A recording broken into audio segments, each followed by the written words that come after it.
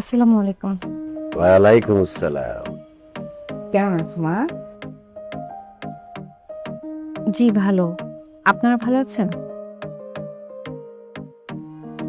তুমি কিসে পড়ো? জি আমি বিবিএ করছি, 4th ইয়ার। তুই বাবাজি কি করতেছেন এখন? কি ভাই সাহেব, ও তো লয়ার, একজন বড় লয়ারের সাথে ইন্টার্নি করতেছে। আচ্ছা আচ্ছা, আমার বল। জি।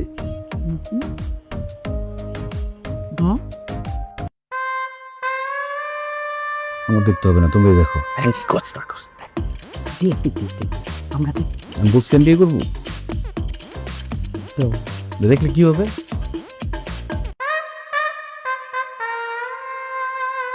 আপনি আপনার সাথে আমার কথা আছে, আসেন।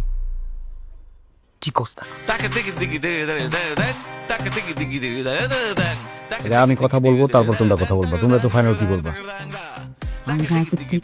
কথাবার্তা বলি, তারপর ফাইনাল কথা হোক, সব ডিসিশনের তারপর দিলাম। আমি চলে যাবো এখন, কথা বলতে না দিলে চলে যাবো।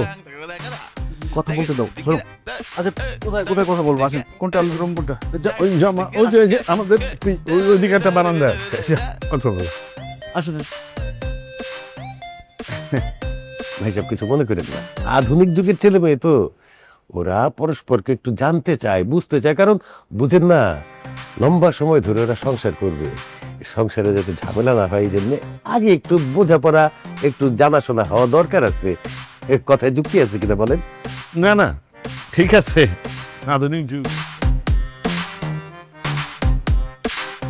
আপনার সাহস হলো কিভাবে? জি আপনি একবার বিয়ে করছেন, আমার কাছে আসছিলেন আপনি ডিভোর্সের জন্য, এরপর আপনি আমার সামনে পাত্রী হিসেবে বসে আছেন যে আপনাকে পছন্দ করে আমি বিয়ে করব। কিভাবে এই সাহসটা হলো আপনার? আপনি তো খুব খারাপ একটা মেয়ে। কথা যুক্তি আছে কিনা বলেন? আমি তো আপনার কোনো কোথায় যুক্তি আছে কিনা। এই আপনি উকিলের অ্যাসিস্ট্যান্ট তাই না? আপনি আমাকে দেখতে আসছেন?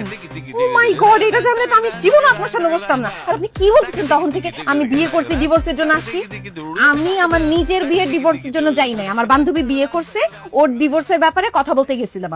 আমাকে সব বান্ধবীর গল্প শোনায় লাভ নাই। আমার ভাগ্য ভালো যে আমাদের অফিসে আসছিলেন আপনি ডিভোর্সের জন্য। আমি তো আপনাকে চিনে ফেলাইছি, নইলে আপনি যে সুন্দরে সুন্দর, আমি আপনাকে পছন্দ করে বিয়ে করে ফেলতাম। পরে দেখা গেল বিয়ের পরে আপনার আগে হাজবেন্ড চলে আসছে, আপনি আর আপনার আগে হাজবেন্ড দুজনে মিলে আমাকে একদম শেষ করে দিতেন। কথা যুক্তি আছে কিনা বলেন? আপনি একই কথা বারবার বলতেছেন। কথা কি বলতেছেন একটু শুনতেছেন আপনি? আমি আমার বান্ধবীর বিয়ের ব্যাপারে জিজ্ঞেস, আপনি একটু মনে করে দেখেন তো, আপনি একটু মনে করে দেখেন আমি আপনাকে কি জিজ্ঞেস করছিলাম।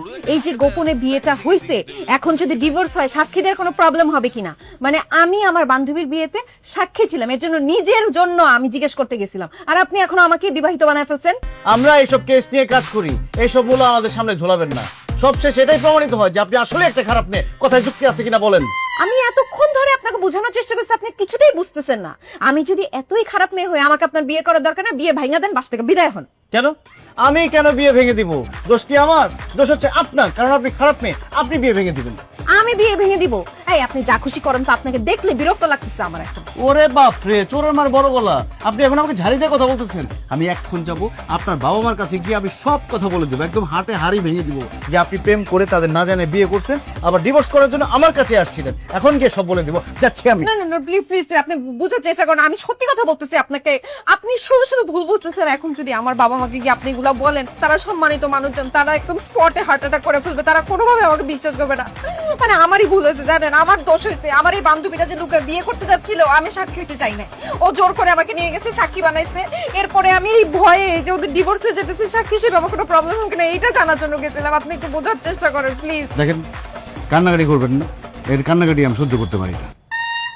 আপনার আমার যদি নিজে প্রমাণ করতে হয় যে আমি একজন ভালো মেয়ে, আমি জীবনে বিয়ে তো দূরের কথা, আমি জীবনে প্রেম করি না, আমার জীবনে কোনো বয়ফ্রেন্ড ছিল না। দেখেন, আপনি যে কোনো ভাবে খোঁজ খবর নিয়ে দেখেন, আমার সম্বন্ধে খোঁজ খবর নেন, আমার কোনো কিছুতে কোনো সমস্যা নাই, প্লিজ।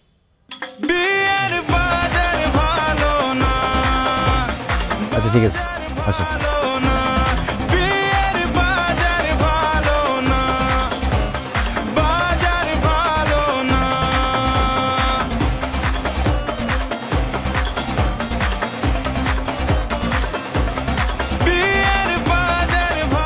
বাবাজি আপনারা তো কথাবার্তা বলছেন, তাহলে আমরা একটা দিনক্ষণ নিয়ে একটা ফাইনাল সিদ্ধান্তে আসি।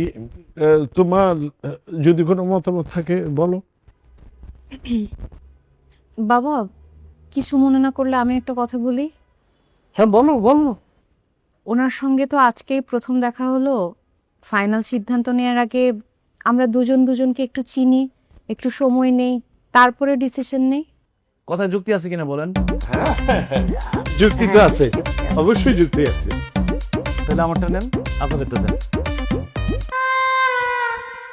এটা কিসের ফাইল? এখানে সব ধরনের পেপারস আছে। আমার সার্টিফিকেট, কতটুকু পড়াশোনা করছি, আমার বার্থ সার্টিফিকেট, আমি স্যালারি কত পাই, আমার ব্যাংক স্টেটমেন্ট, আমার প্রপার্টিস কতটুকু আছে, সব হিসাব এখানে দেওয়া আছে। এখন আপনাদেরটা দেন।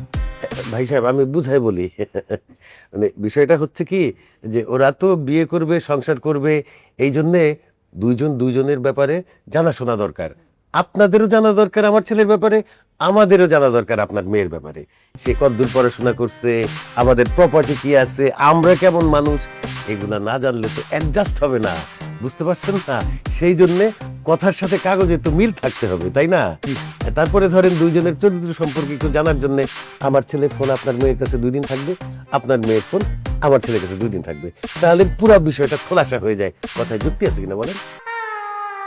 হ্যাঁ না, যুক্তি তো আছেই, চলে, কিন্তু একটু বেশি হয়ে যাইতেছে।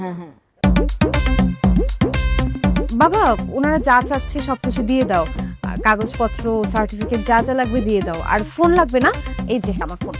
হ্যাঁ আমার ফোন। কোথায় যুক্তি আছে কিনা বলে।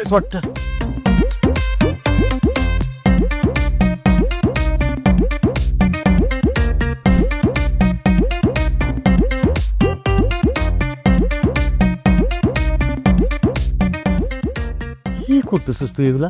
মোবাইল চেক করতেছি, এখন 4 বছর আগের মেসেজ দেখতেছি। আল্লাহ রে,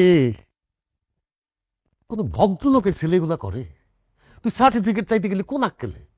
হ্যাঁ, লজ্জায় তো আমার মাথা হেট হয়ে গেছিল, মনে হইতেছিল মাটি ফাঁক হয়ে যা, আমি ভিতরে ঢুকে যাই। আচ্ছা বাবা, তুমি যদি কোনো জমি কিনতে যাও, সেটার কাগজপত্র ঠিক মতো যাচাই বাছাই করবো না? খতিয়ান নাম্বার কত, দাগ নাম্বার কত, RS কত, CS কত, BS কত, কথা যুক্তি আছে কিনা বলো? এমনি আমি একটা বিয়ে করতে যাবো, আমি একটা যাচাই বাছাই করবো না?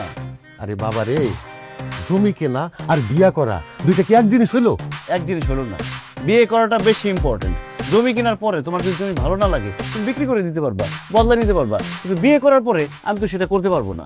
তাই আমাকে ঠিক মতো যাচাই বাছাই করতে হবে। এখন এইসব কথা না বইলা তুমি মেয়েটাকে ফোন দাও, ফোন দিয়ে বলো যে ইন্টারমিডিয়েটের সার্টিফিকেট দিছে কিন্তু মার্কশিট দেয় নাই। মার্কশিট দেখতে হবে না, মার্কস কত হয়েছে, যা ফোন দিয়ে দিতে বলো। এটা তুই দে ফোন, আমি দিতে পারবো না, কোনো একটা কাজ করতে পারবে না। আচ্ছা ঢং করে বলবে।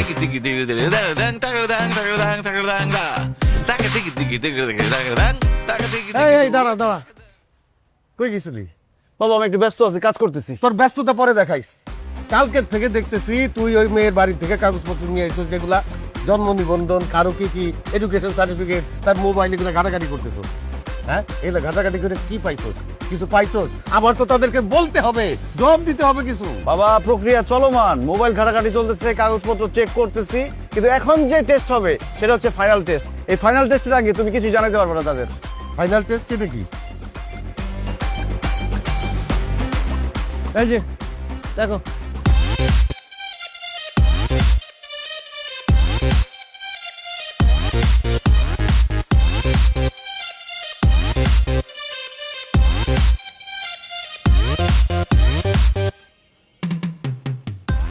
উত্তরা 13 নম্বর সেক্টর নিবাসী জনাব নাদের চৌধুরীর কন্যা জেসমিন তিথির সঙ্গে আমার বিবাহের কথা চলিতেছে।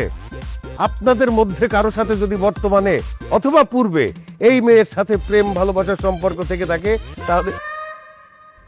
বুদ্ধিটা ভালো হয়েছে রে বাবা। না, মোটেই ভালো হয় নাই। এগুলো কি করতেছস তুই? এমনিতেই তুই যা শুরু করছস, এই যে মেয়ের মোবাইল নিছস, তার বায়োডাটা নিছস, তার সার্টিফিকেট নিছস, এইটাই তো অতিরিক্ত। আর এইটা তো হইতেছে মাত্রা অতিরিক্ত। বাবা আমার জীবন একটা, আমার বিয়ে একটা, আমি বিয়ের পরে কোনো আফসোস করতে চাই না। আমার বিয়ের পরে আমার লাইফ রিস্কে চলে যাবে, এই কাজ আমি করতে পারবো না। আমাকে যাচাই বাছাই করে বিয়েটা করতে হবে। বাবা রে, সামান্য একটা বিয়া নিয়া তুই যে তোলপাড় শুরু করছস, এর ফলাফল তো ভালো হবে না। কথাটা ভুল বললা বাবা। আমার কাছে বিয়েটা সামান্য ব্যাপার না, আমার কাছে বিয়েটা অনেক গুরুত্বপূর্ণ একটা ব্যাপার। আমার কাজ আমাকে করতে দাও, তো যা খুশি তাই কর, যা খুশি তাই তো করতেছি। তোমাদের কাছ থেকে বুদ্ধি নিয়েছি। মামাই চলো।